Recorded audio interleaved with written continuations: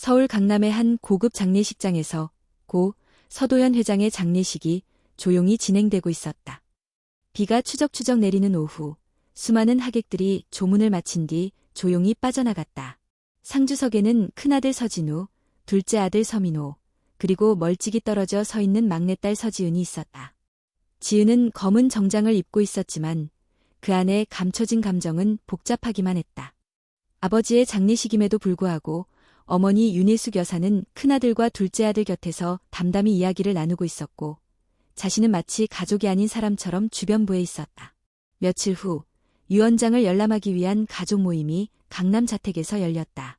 변호사와 어머니, 형제들이 모두 자리에 앉았고 지은은 거실 한켠 의자에 조용히 앉아 있었다. 모두가 숨을 죽였다. 고인의 유언이 무엇이었을까?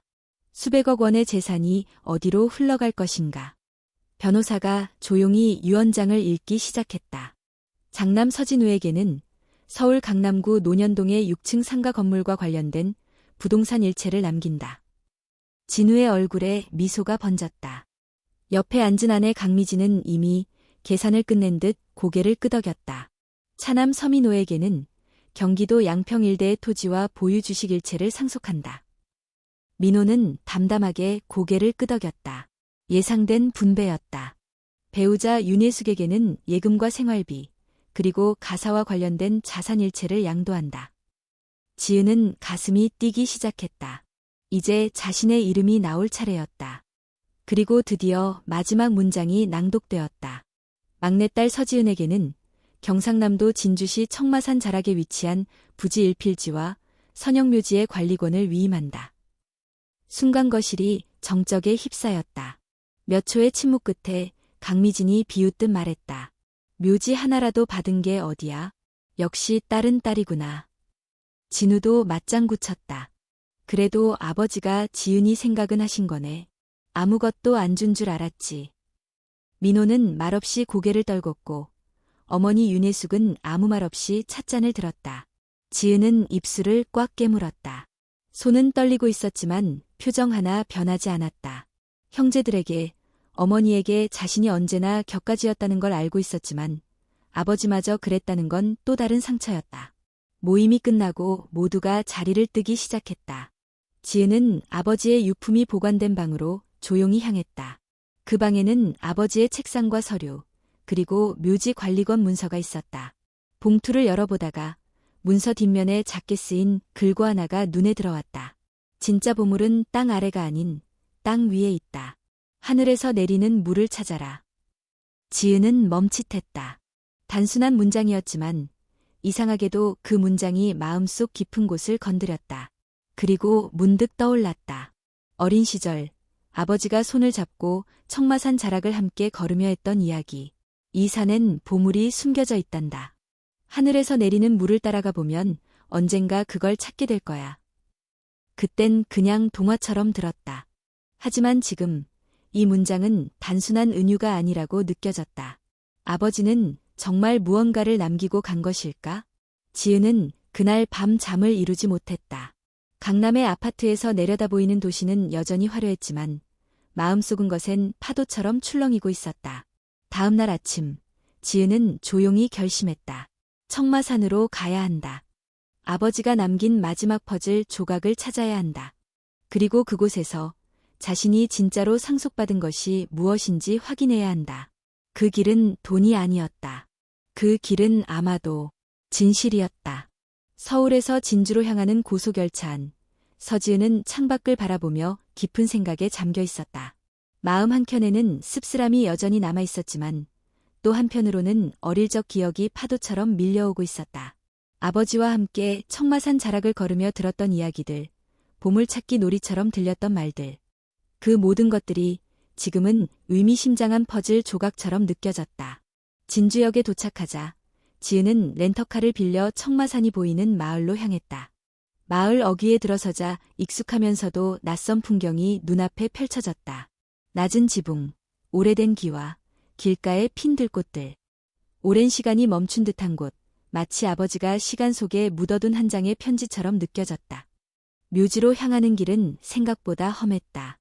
비포장 도로를 따라 차를 몰고 산자락을 돌아 올라가자 나무들 사이로 작은 묘지가 모습을 드러냈다. 관리가 잘 되어 있진 않았지만 누군가 정성스럽게 돌보았던 흔적이 느껴졌다. 잡초는 제법 자랐지만 무성하지 않았고 봉분 주변은 깨끗했다. 지은은 묘비 앞으로 다가갔다. 아버지의 이름과 생물 연도가 새겨진 묘비, 그리고 뒤편에 또렷이 새겨진 그 문장. 진짜 보물은 땅 아래가 아닌 땅 위에 있다. 하늘에서 내리는 물을 찾아라. 그 순간 등 뒤에서 낯선 목소리가 들려왔다. 서지은 씨죠? 지은이 놀라 돌아보자 한 노인이 손을 모은 채 서 있었다.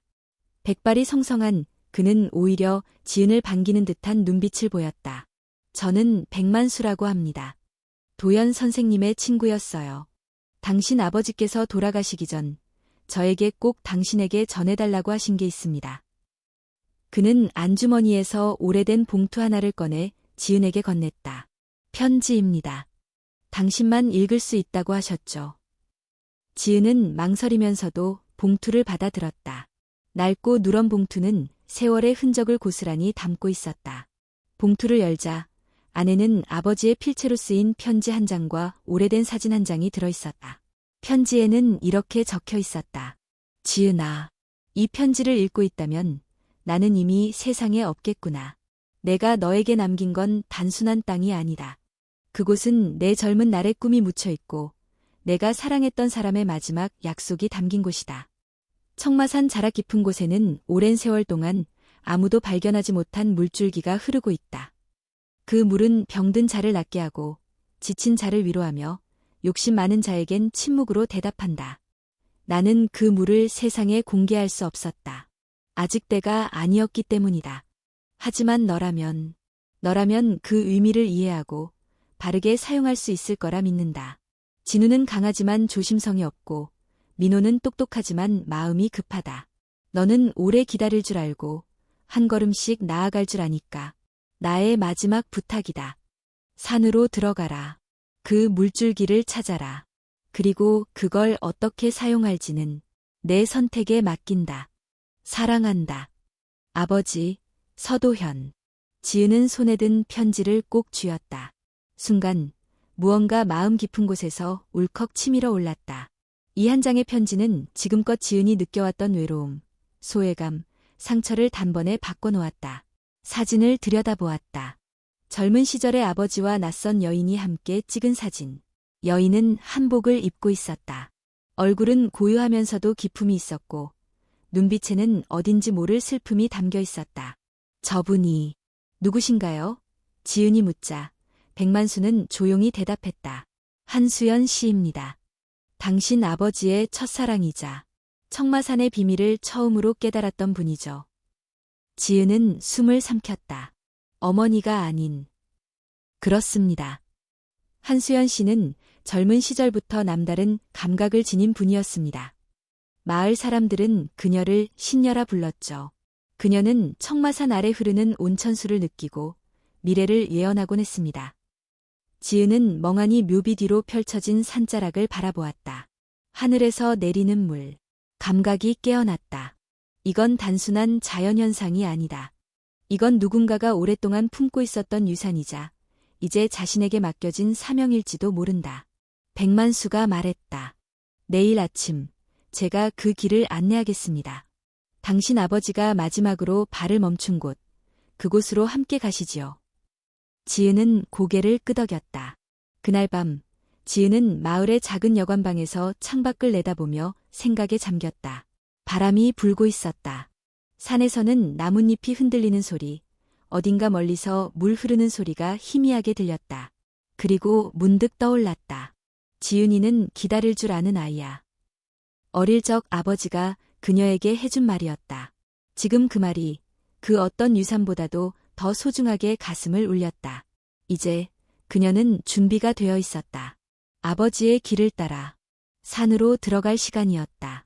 다음 날 아침 서지은은 이른 새벽부터 짐을 챙겨 백만수와 함께 산으로 향했다. 안개가 10개 깔린 청마산은 여전히 조용했고 밤새 내린 이슬로 땅이 촉촉하게 젖어 있었다. 산길은 거칠고 오르막이 많았지만 지은은 한 걸음 한 걸음 조심스럽게 걸었다. 아버지의 편지를 손에 꼭 쥔 채로. 백만수는 앞장서며 조용히 말했다. 당신 아버지는 이 길을 수없이 오르내렸어요. 처음에는 단순한 지질 탐사였죠. 하지만 어느 날 수연 씨와 함께 이 산을 걷고 난 뒤 그는 말이 달라졌습니다. 이건 단순한 물이 아니다라고. 지은은 고개를 끄덕이며 따라갔다. 그게 언제쯤이었나요? 1989년 봄이었죠. 두 사람은 이 산의 남서쪽 낙엽송 수바레에서 미세한 지열과 지하 수맥의 움직임을 발견했어요. 일반적인 산에서는 볼 수 없는 현상이었죠. 몇 시간이 흐른 후 그들은 작은 계곡 옆에 도착했다. 낙엽송들이 줄지어 서 있는 숲속에는 사람의 손이 닿지 않은 듯한 순수한 풍경이 펼쳐져 있었다. 돌무더기 사이로 작은 물줄기가 흘러나오고 있었고 그것은 평범한 시냇물이 아니었다. 지은은 무릎을 꿇고 손을 담갔다. 물은 따뜻했고 이상하게도 피부를 감싸는 느낌이 부드럽고 진득했다. 마치 미네랄이 농축된 스파처럼. 이게? 백만수가 고개를 끄덕였다. 게르마늄이 다량 함유된 천연 온천수입니다. 자연 상태에서 이런 물이 나오는 건 극히 드뭅니다. 일본 규슈나 독일 바덴바덴 같은 곳에서나 찾아볼 수 있죠. 지은은 입을 다물지 못했다. 그동안 듣기만 했던 아버지의 이야기, 한수연의 예언, 그리고 묘비 뒤의 문구까지 모두가 지금 이 순간 하나로 이어졌다. 하지만 왜 아버지는 이걸 세상에 알리지 않으셨을까요? 백만수는 깊은 한숨을 내쉬며 말했다. 수연 씨가 말렸어요. 그녀는 이 물이 단순한 자원이 아니라고 했습니다. 하늘이 내린 축복이지만 그 축복은 탐욕스러운 사람들에겐 재앙이 될 수 있다고. 도연 씨는 그 말을 믿었고 그래서 30년 넘게 침묵했죠. 지은은 고개를 숙였다. 아버지가 자신의 삶을 걸고 지켜온 것, 그 무게가 지금 그녀의 어깨 위로 고스란히 옮겨진 듯했다. 백만수는 나뭇잎을 걷어내며 작은 돌판 하나를 드러냈다. 그 위에는 오래된 한자들이 새겨져 있었다. 텐소이즈 챈, 하늘에 물이 솟는 샘. 이건 수연 씨가 직접 새긴 글입니다. 여기에 그녀의 무덤도 있어요. 바로 저 위쪽 바위 뒤에. 지은은 놀란 눈으로 그가 가리킨 곳을 바라봤다. 작은 돌무덤 하나가 나무 그늘 아래 조용히 자리하고 있었다. 이름도 연도도 적혀 있지 않았다. 그저 풀들이 조용히 감싸고 있는 외로운 무덤. 아버지가 이곳에 묻으셨나요? 그렇습니다. 수연 씨가 세상을 떠났을 때 도연 씨는 몰래 그녀를 이곳에 묻었습니다. 아무도 몰랐죠. 심지어 당신 어머니도. 지은은 무덤 앞에 천천히 다가갔다. 그리고 무릎을 꿇고 두 손을 모았다. 입을 열지는 않았지만 마음속에서는 수많은 감정이 뒤섞이고 있었다. 존경, 슬픔, 경외감, 그리고 책임감. 그녀는 조용히 말했다. 할머니처럼 느껴져요. 한 번도 본 적 없는 분인데 이상하게 마음이 따뜻해져요. 백만수가 고개를 끄덕였다. 수연 씨는 마지막까지 이렇게 말했습니다. 지은이라는 아이가 이곳에 오게 될 것이다. 그 아이가 물을 깨우고 산을 살릴 것이다. 지은은 다시 온천수 근처로 돌아와 바위에 앉았다. 흐르는 물소리가 주변을 감싸고 있었고 산새 소리와 바람 소리가 섞여 마치 노래처럼 들렸다. 머릿속에서는 수많은 생각이 떠올랐다. 이걸 어떻게 해야 할까? 공개해야 할까? 개발해야 할까? 아니면 계속 지켜야 할까? 그녀는 아버지의 편지를 다시 펼쳤다. 이 물줄기를 어떻게 사용할지는 내 선택에 맡긴다. 그 말이 자꾸만 머릿속에 울렸다. 백만수가 천천히 말을 꺼냈다. 당신이 만약 이 물을 세상에 알린다면 많은 사람들의 삶이 바뀔 겁니다. 하지만 동시에 이 산은 고요함을 잃을 수도 있죠. 지은은 고개를 들었다. 그래서 조심히 바르게 해야 해요. 그녀는 일어섰다. 아버지가 남긴 유산은 단순한 물이 아니에요. 이건 선택이에요. 그리고 난 아버지를 믿고 그 선택을 할 거예요. 그날 오후 지은은 산을 내려오며 결심했다. 단순히 온천 리조트를 짓는 것, 돈을 버는 것, 그런 수준의 일이 아니었다. 이건 지켜야 할 이야기였고 물려받은 뜻이었다. 이제 그녀는 시작하려 했다. 산을 지키는 첫 번째 사람으로서 하늘이 내린 물을 제대로 알리고 제대로 사용하기 위한 첫걸음을. 서지은은 서울로 돌아온 후에도 며칠간 깊은 고민에 빠졌다. 청마산에서 본 모든 것, 느낀 모든 감정이 그녀의 내면을 흔들어 놓았다. 아버지가 평생 동안 숨겨온 온천수의 존재, 그리고 이름도 없이 묻힌 한수연이라는 여인의 무덤. 모든 것이 단순한 유산의 문제가 아니라 한 사람의 인생과 철학이 담긴 유서 같았다. 지은은 자료를 찾기 시작했다. 아버지의 서재에서 챙겨온 오래된 노트를 다시 펼쳤다. 한쪽 구석에 적혀있는 한수연의 이름 옆에 진주한씨 문중이라는 작은 글씨가 눈에 들어왔다. 그녀는 문득 의문이 들었다. 아버지는 수연이라는 여인을 가족에게조차 숨겼을까? 그리고 왜 자신에게 그 모든 것을 맡겼을까? 며칠 뒤, 지은은 다시 진주를 찾았다.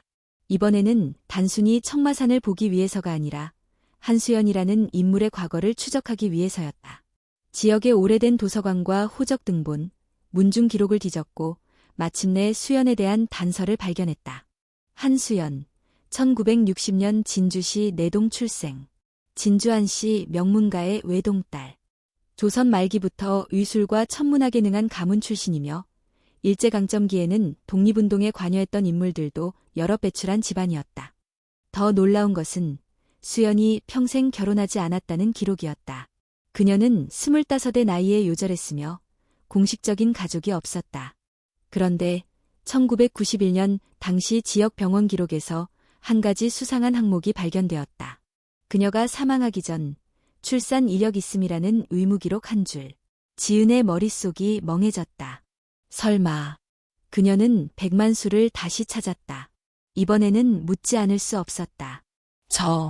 혹시 수연 씨가 저를 낳은 분인가요? 백만수는 한참 침묵했다. 그리고 고개를 끄덕였다. 그럴지도 모르죠. 도연 씨는 늘 말했습니다. 지은이는 수연을 꼭 닮았어. 눈빛도, 말투도, 혼자 생각하길 좋아하는 것도 처음엔 우연인 줄 알았어요. 그런데 점점 확신이 들었죠. 지은은 아무 말도 할 수 없었다. 충격은 컸지만 한편으론 설명되지 않던 감정들이 하나, 둘씩 자리를 찾아가기 시작했다. 아버지가 왜 그녀만 따로 대했는지, 왜 형제들과 달리 묘지라는 조용한 선물을 남겼는지 이제는 조금씩 이해되기 시작했다. 왜 숨기셨을까요? 그 시절엔 많은 게 불가능했어요. 수연 씨는 결혼도 하지 않았고 아이를 키울 환경도 아니었죠. 도연 씨는 지은 씨를 아내와 함께 키우기로 했습니다. 아내에게는 그저 입양한 조카라 말했죠. 그래서 당신의 출생신고는 조금 뒤늦게 등록된 걸로 알고 있어요. 지은은 두 손으로 얼굴을 감쌌다. 눈물이 흘렀다. 기쁨도, 슬픔도, 분노도 아니었다. 그저 복잡한 시간들이 무너지며 흘러나오는 감정 그 자체였다.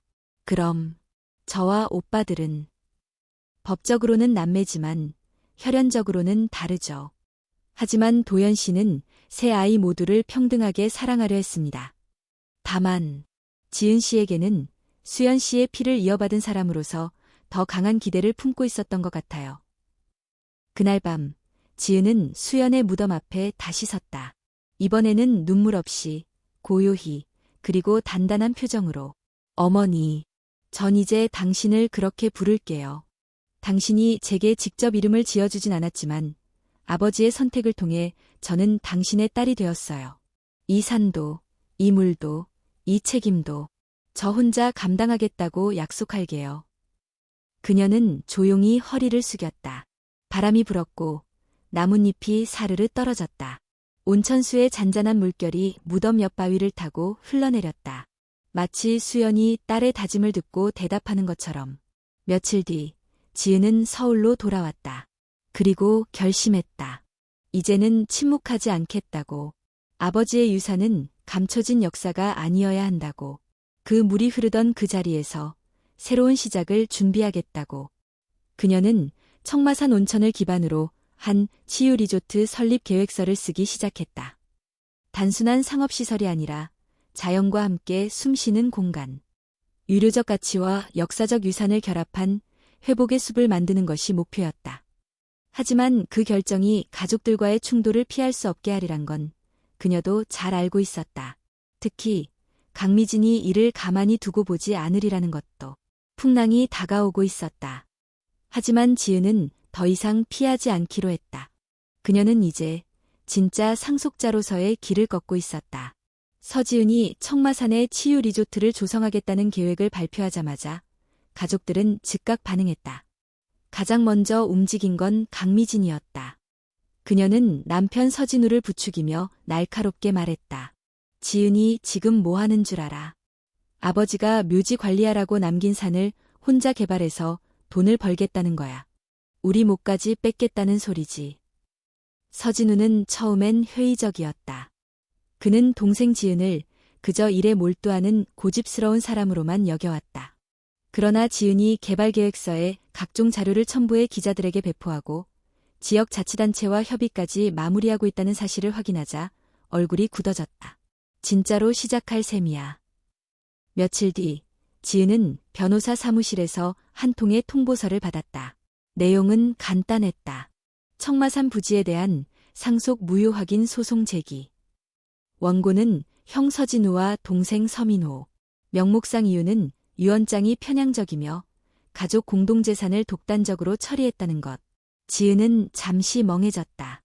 형제들이 이렇게까지 나올 거라고는 생각하지 못했다. 그들은 함께 자란 가족이었다. 하지만 이제 법정에서 서로를 피고와 원고로 마주하게 됐다.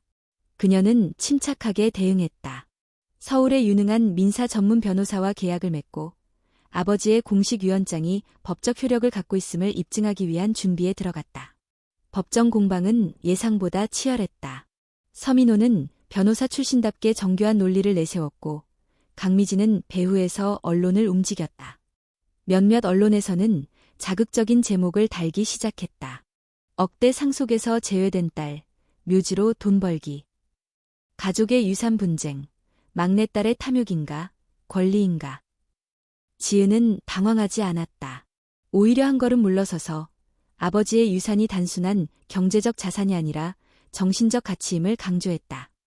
그녀는 기자간담회를 열어 조용히 말했다. 청마산의 물은 제게 있어 돈보다 무거운 책임입니다. 이 물을 세상에 알리는 건 사업이 아니라 유산을 지키는 방법입니다. 그 말은 일부 언론과 대중의 반응을 바꾸기 시작했다. 특히 지역 주민들과 환경단체들이 지은의 진정성을 믿고 지지 의사를 표명했다. 하지만 소송은 여전히 진행 중이었고 가족 간의 갈등은 날로 깊어졌다. 어머니 윤혜숙도 처음엔 중립을 지키려 했지만 어느 순간 지은에게 전화를 걸었다. 지은아, 이 일 너무 크게 만들지 마라. 가족끼리 법정까지 가는 건 부끄러운 일이야. 어머니, 이건 단순한 재산 문제가 아니에요. 아버지가 왜 저에게 그 땅을 남겼는지, 왜 직접 편지를 남겼는지 어머니도 아시잖아요. 그게 그렇긴 한데 진우가 너무 상처받았어. 널 가족이라 생각했는데 배신당한 기분이라며. 지은은 그 말에 말문이 막혔다. 그동안 자신이 가족의 가장자리에서 살아왔다는 감정이 되살아났다. 하지만 이번엔 피하지 않기로 했다. 이 싸움은 단지 돈 때문이 아니라 아버지의 뜻을 지키기 위한 것이었기에 그녀는 법정에 제출할 마지막 자료를 정리하다가 오래된 금고에서 하나의 서류를 발견했다. 아버지가 남긴 또 다른 문서. 제목은 비공개 각서. 내용은 놀라웠다.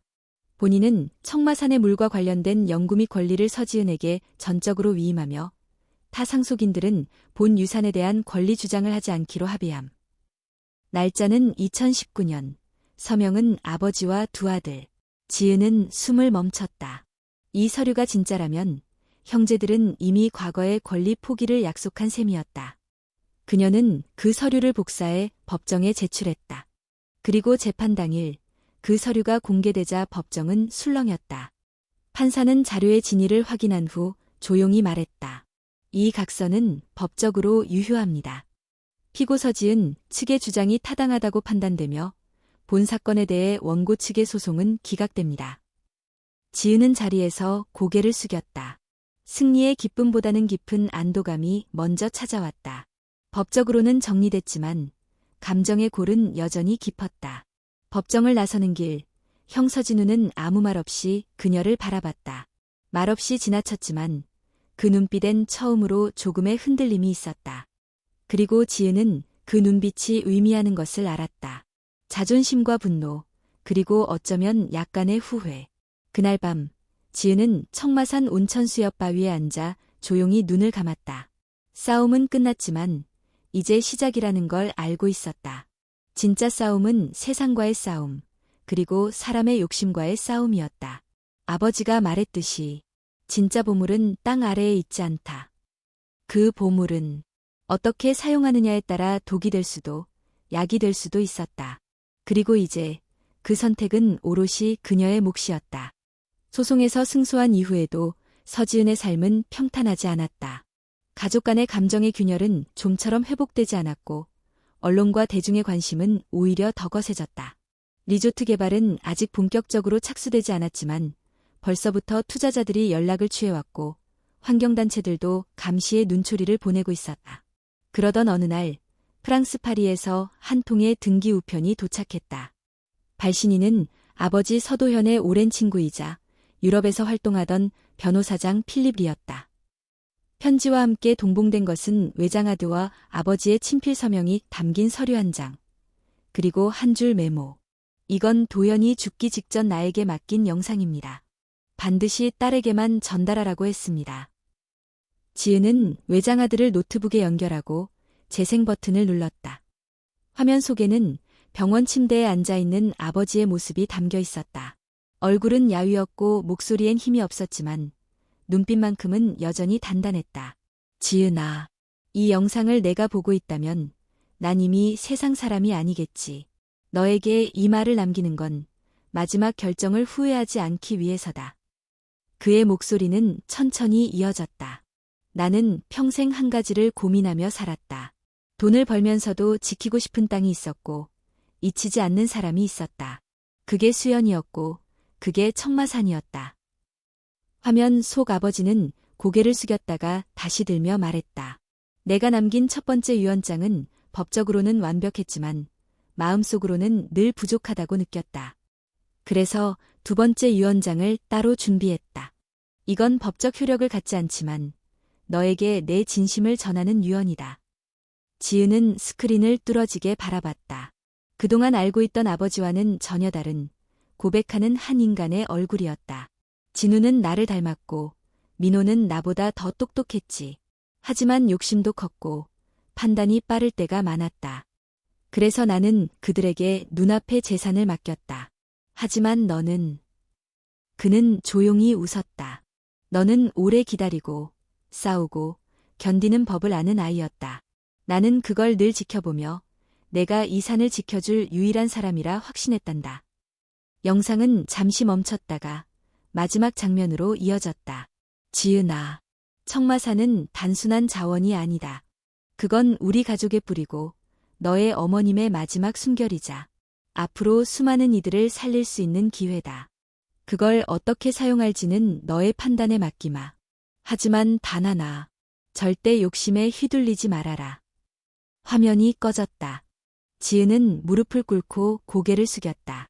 눈물이 조용히 흘렀다. 이제야 아버지의 진심을 온전히 이해할 수 있었다. 다음 날, 지은은 큰오빠 진우를 만나기 위해 직접 강남의 본사 사무실을 찾았다. 미리 아무런 연락도 하지 않았지만 진우는 그녀를 묵묵히 맞아주었다. 무슨 일이야? 지은은 가방에서 외장하드를 꺼내 조용히 말했다. 아버지가 남긴 영상이야. 두 번째 유언장이랄까. 당신도 봐야 한다고 생각했어. 진우는 처음엔 냉소적인 반응을 보였지만 곧 아무 말 없이 영상을 끝까지 지켜보았다. 끝났을 때 그는 한참 동안 침묵하다가 조용히 입을 열었다. 난 아버지의 마음을 한 번도 제대로 들여다보지 않았어. 그냥 당연히 내 몫이라 생각했고 넌 덜 중요한 사람이라 여겼지. 지은은 고개를 숙인 채 말했다. 그건 나도 마찬가지였어. 당신들이 내게 등을 돌릴 때마다 나도 미워했고 상처받았지. 하지만 이젠 이해해. 우리 모두 각자의 방식으로 사랑받았다는 걸. 진우는 자리에서 일어났다. 지은아, 나도 너처럼 용서받고 싶어. 아버지를 위해서라도 이젠 함께해야 할 것 같아. 그날 저녁, 민호도 합류했다. 처음엔 냉담했지만 아버지의 영상과 수연에 대한 진실을 듣고는 말없이 눈물을 훔쳤다. 아버지는 우리 모두를 시험하신 거였네. 그리고 결국 가장 어려운 선택을 너에게 맡긴 거고. 형제 셋은 마침내 같은 방향을 바라보게 되었다. 아버지가 남긴 두 번째 유언장은 법적 효력은 없었지만 가족의 마음을 움직이는 데는 충분했다. 며칠 후 지은은 기자회견을 열었다. 이번에는 이전과 달랐다. 혼자가 아니라 형제들과 함께 무대에 섰다. 저는 서도현 회장의 막내딸 서지은입니다. 오늘부터 청마산 개발 프로젝트는 서가, 치유의 숲이라는 이름으로 가족 공동 운영으로 전환됩니다. 박수와 셔터 소리가 터져나왔다. 지은은 그 순간 아버지가 멀리서 조용히 웃고 있을 것 같았다. 이제야 진짜 상속이 시작된 것이었다. 돈이 아닌 신뢰, 소유가 아닌 사명. 서지은은 알고 있었다. 이 리조트가 사람을 치료하는 공간이 되는 날, 아버지의 마지막 유언은 완성될 것이라는 걸. 청마산 프로젝트가 서가 치유의 숲이라는 이름으로 공식 발표되자 국내외의 이목이 집중되기 시작했다. 언론은 앞다퉈 막내딸의 기적 유산 분쟁 끝에 탄생한 힐링 명소라는 제목으로 기사를 내보냈고, 의료계에서도 게르마늄 온천수에 대한 관심이 높아졌다. 하지만 주목을 받는 만큼 새로운 위협도 다가오고 있었다. 어느 날 서지은 앞으로 한 통의 정식 제안서가 도착했다. 보낸 곳은 한국-일본 합작의 대형 개발사 에코코어 그룹. 환경 친화적 개발을 표방하며 세계 각국에서 온천과 치유 리조트를 운영하고 있는 초대형 자본이었다. 그들은 지은에게 제안했다. 청마산 온천 리조트의 브랜드화를 위한 MOU 체결 요청. 3천억 원 규모의 선투자와 더불어 일본 규슈, 태국 후아인, 캐나다 밴프와의 국제적 연계 운영. 단, 소유권의 일부 이전 및 운영 주체는 에코코어가 담당. 지은은 제안을 보고 차분히 말했다. 조건은 후한데 소유권을 넘기라는 말이네. 민호는 곧바로 반대했다. 이건 청마산을 빼앗기자는 거야. 투자라는 이름으로 감정적 소유권을 흡수하겠다는 의도야. 진우는 말없이 제안서를 여러 번 읽었다. 개발자로서 그의 눈에도 조건은 환상적이었다. 솔직히 유혹적인 제안이긴 해. 우리가 감당하기 힘든 속도와 자본을 그들은 가지고 있어. 지은은 고개를 끄덕이며 말했다. 하지만 우리가 이걸 시작한 이유는 속도가 아니야. 치유와 회복, 역사와 의미를 지켜가려는 거였지. 아버지도 수연 어머니도 그런 목적이 아니었다면 산을 남기지 않으셨을 거야. 며칠 후 에코코어는 2차 제안서를 보냈고, 동시에 언론을 통해 청마산 개발 독점은 비합리적이다라는 비판성 기사를 유포했다. 일부 언론은 국제치유연합에서 배제될 위기라는 논조까지 펼쳤다. 심지어 청마산 주변 토지를 소유한 일부 지주들에게 금전적 보상을 약속하며 협박성 설득을 시도하기도 했다. 상황은 점점 거세졌다. 그 와중에 지은은 청마산 개발 초기 아버지가 작성했던 연구자료 중 미공개 파일을 발견했다. 그 자료에는 충격적인 내용이 포함돼 있었다. 1989년 에코코어의 전신인 일본 기업 산노물산이 청마산 온천지대의 지질조사를 요청해온 사실.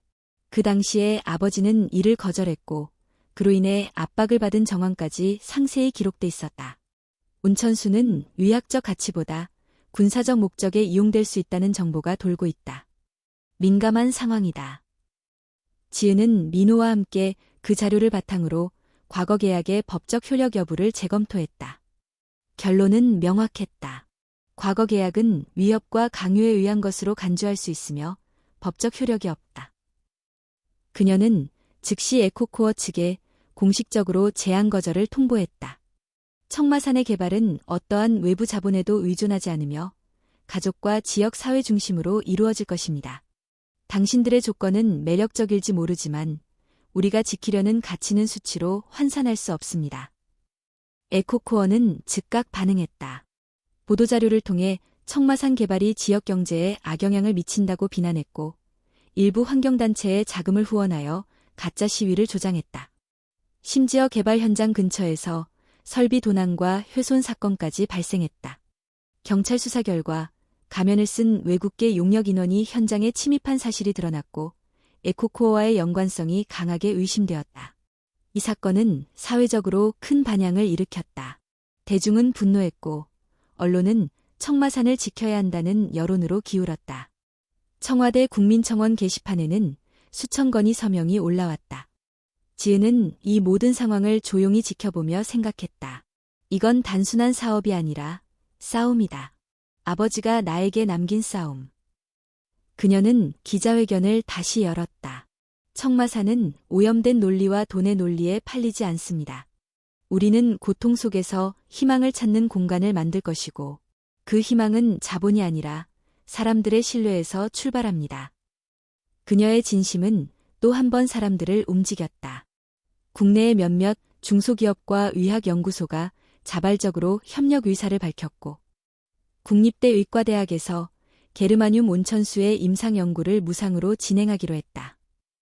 국내의 언론은 이제 지은을 신뢰의 아이콘이라 부르기 시작했다. 비난을 넘어 모두가 그녀의 행보를 주목했다. 형제들은 그녀의 옆에 다시 섰다. 진우는 말했다.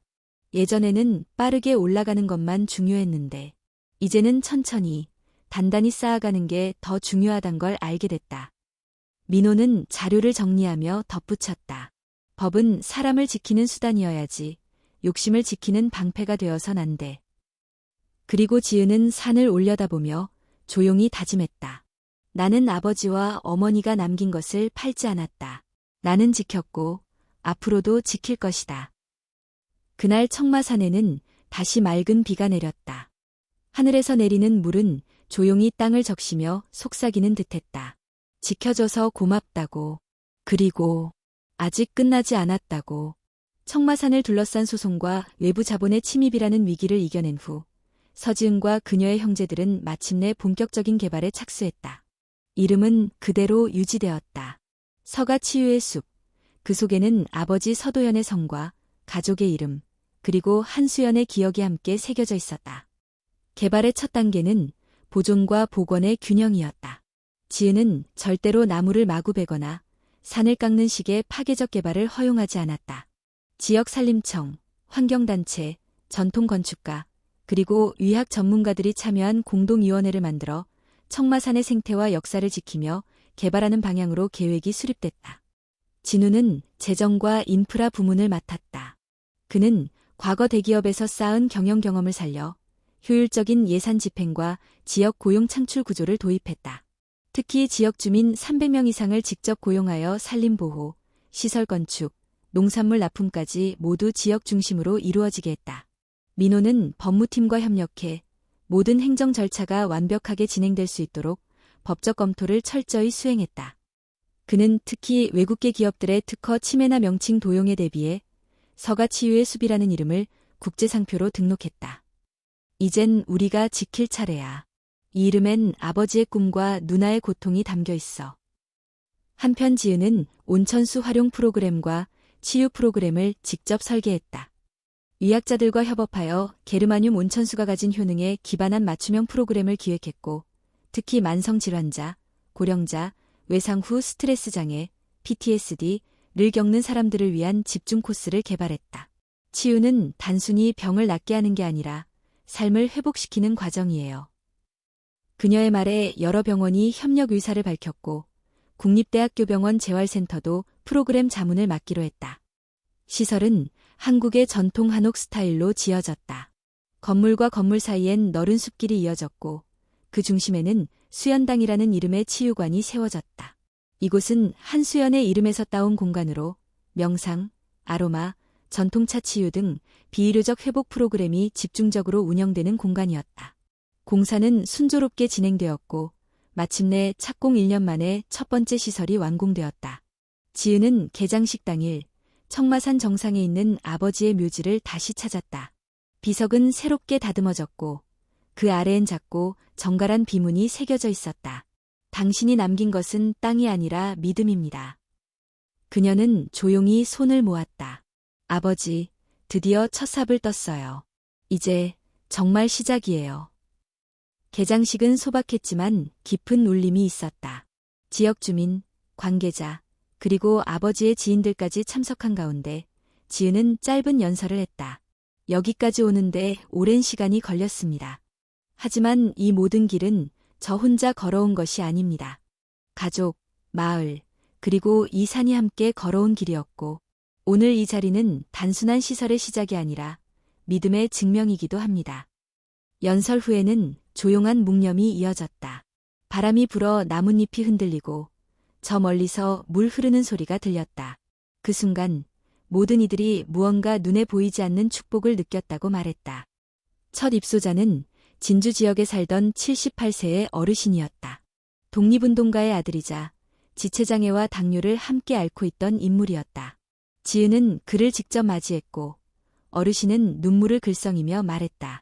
내 아버지가 살아계셨다면 이런 세상을 정말 보고 싶어 하셨을 거요. 딸이 이런 걸 만든다니.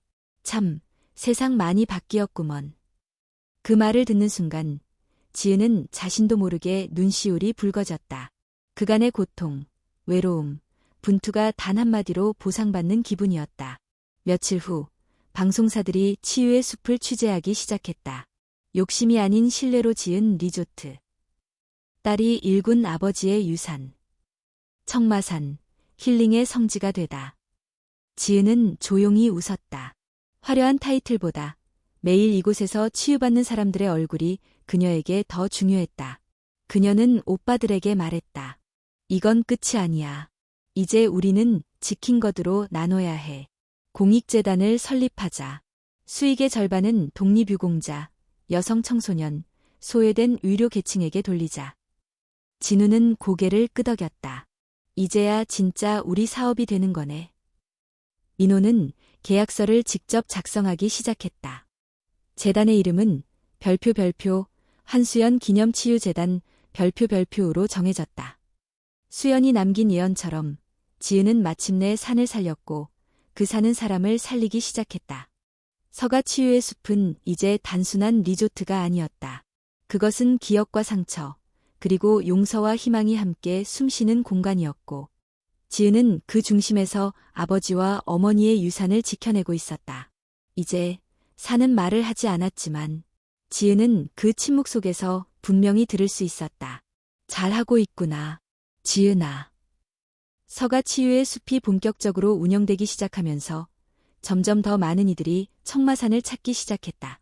온천의 효능은 입소문을 타고 전국에 퍼졌고, 특히 피부질환, 관절염, 만성피로에 시달리던 중장년층이 꾸준히 방문하며 예약은 몇 달씩 밀려있는 상황이었다.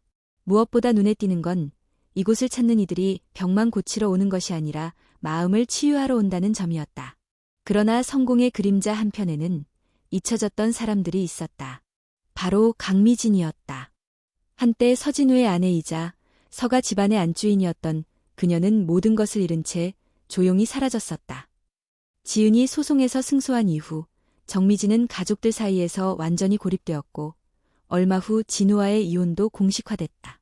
그녀가 받은 재산은 얼마 되지 않았고 이후 지인의 소개로 투자한 사업에서 전 재산을 날리며 서울역 근처 고시원에 살고 있다는 소문이 돌았다. 지은은 그 이야기를 처음 들었을 때 아무 반응을 보이지 않았다. 그녀는 미진이 자신에게 했던 조롱과 모욕, 거짓 기사 유포 등을 똑똑히 기억하고 있었다. 하지만 어느 날 뜻밖의 사람이 지은을 찾아왔다. 바로 진우였다. 지은아, 혹시 정미진을 다시 한번 만나볼 수 있을까? 지은은 잠시 정적 속에서 그를 바라보았다. 왜요? 후회하세요?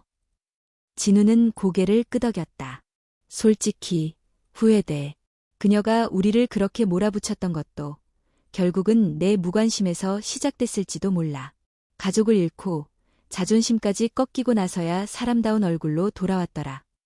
며칠 뒤 지은은 용기를 내어 정미진이 머무는 고시원을 직접 찾았다.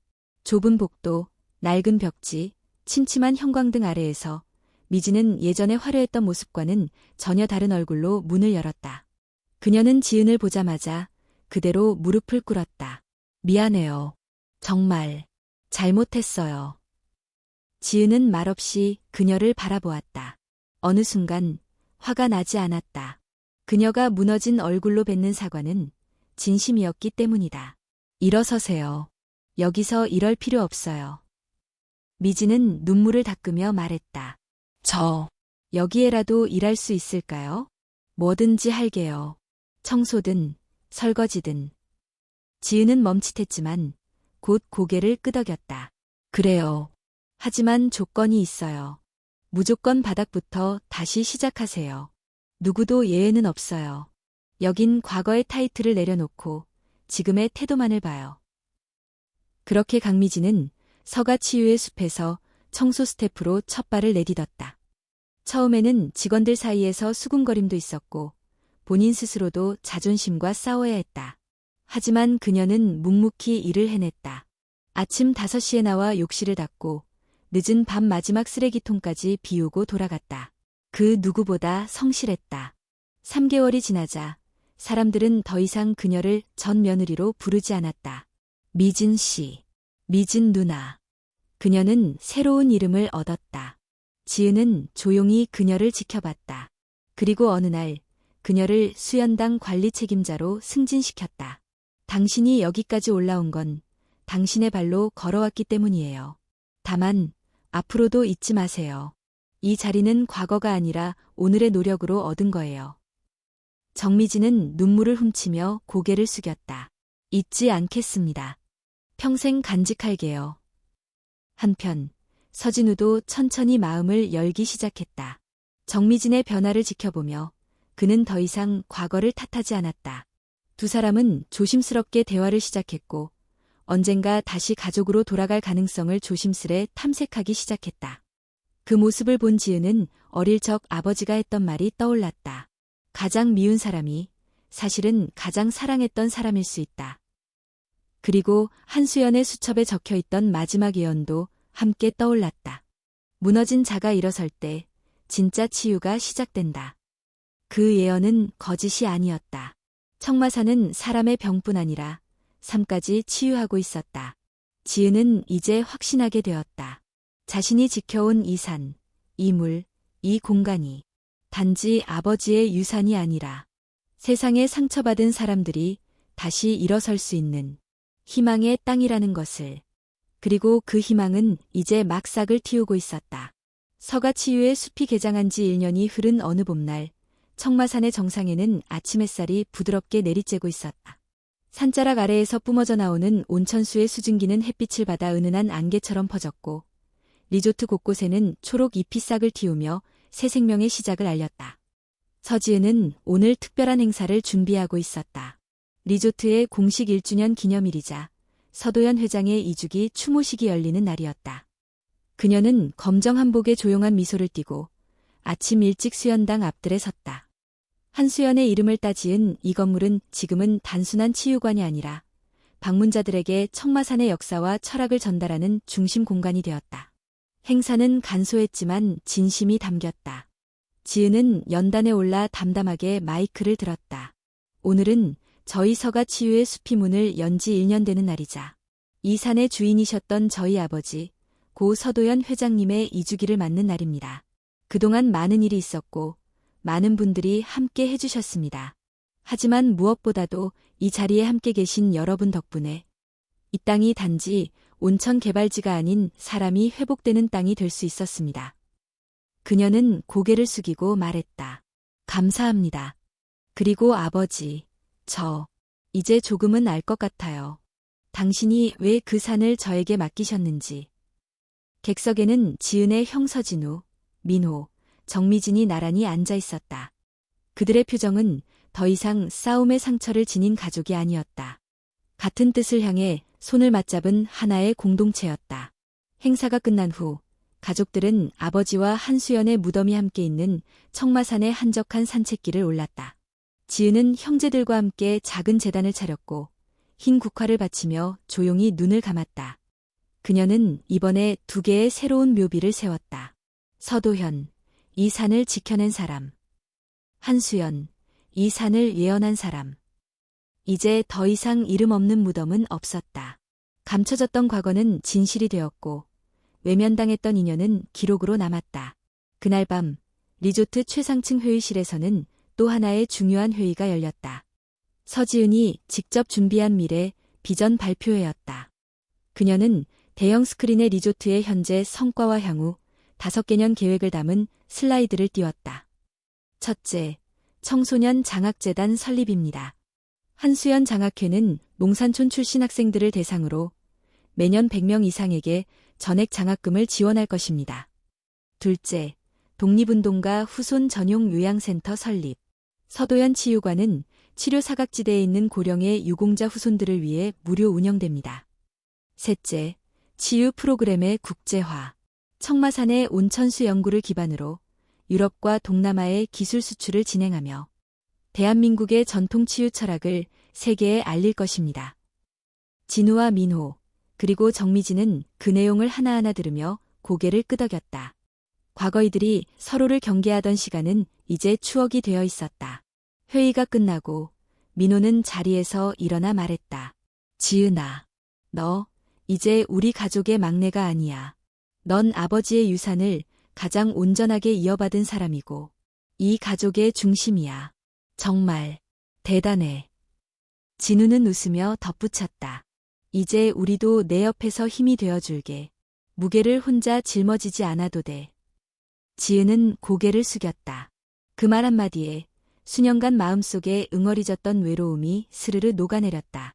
며칠 후 지은은 정식으로 청마산 치유국립공원 지정추진위원회를 발족시켰다. 환경부와 문화재청이 공동 참여하는 위원회는 온천수 보호, 생태연구, 문화유산 복원 등 다각적인 공익사업을 담당하게 되었다. 그리고 국회에서도 관련 법안이 발의되었다.